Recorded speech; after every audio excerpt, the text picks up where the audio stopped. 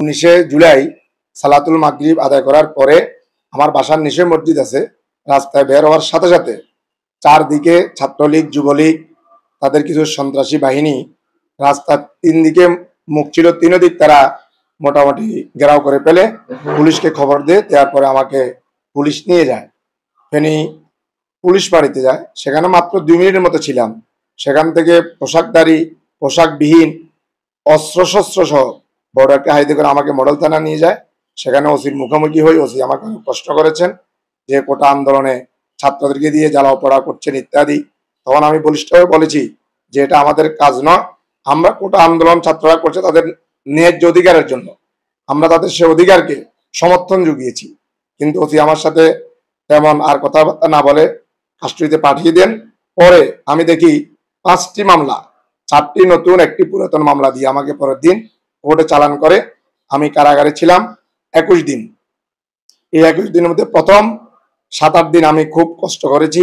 সেখানে জেলখানা আপনারা জানেন, থাকা, খাওয়া, পিসি দেখা ইত্যাদি আমার জন্য নিষেধাজ্ঞা তারা দিয়েছিল যে কোনো অবস্থায় যেন আমার সাথে আমার কোনো পরিবারের লোকজন, আত্মীয়স্বজন, সাংগঠনিক লোকজন দেখা করতে না পারে। পরবর্তীতে যখন দেশের পট পরিবর্তনের একটু হাওয়া লাগে তখন জেলার সুপার, ডেপুটি সুপার যারা আছেন তারা অনেকেই আস্তে আস্তে আমার সাথে ভালো আচরণ শুরু করে। এক পর্যায়ে এমন অবস্থা হয়েছে কারাগারে যে আমি ছাড়া যে তারা কথায় কথায় আমির সাহেবকে ডাকে যে এই সমস্যা, ওইদিকে এই সমস্যা, বাইরের সমস্যা। যেদিন আমাদের বাংলাদেশের ফ্যাসিস্ট, রক্ত পিপাসু প্রধানমন্ত্রী নামের কলঙ্ক শেখ হাসিনা পদত্যাগ করবেন, সেদিন জেলার আমাকে ডেকে বললো যে আমার কারাগারটা একটু পাহারা দেওয়ার ব্যবস্থা করেন। তখন আমি আমাদের মোহতারাম জেলা আমিরকে ফোন দিলাম। জেলা আমির গিয়ে আমাদের কাদিরবাগ ইউনিয়ন জামাত শিবিরকে দিয়ে 40 জন লোক অদ্যবধি কারাগার পাহারা দিচ্ছে। জেলার এবং ডেপুটি জেলার এবং সুপার অনেক খুশি এবং তারা আমাকে পরবর্তী ধন্যবাদ দিয়েছে।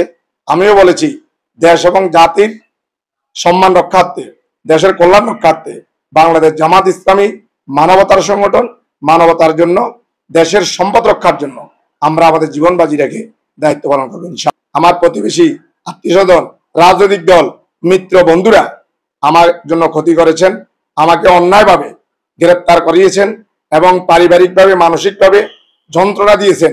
সকলকে আমি ক্ষমা করে দিয়েছি। আমি আমার পরিবারকেও বলেছি তোমরাও ক্ষমা করে দিবে।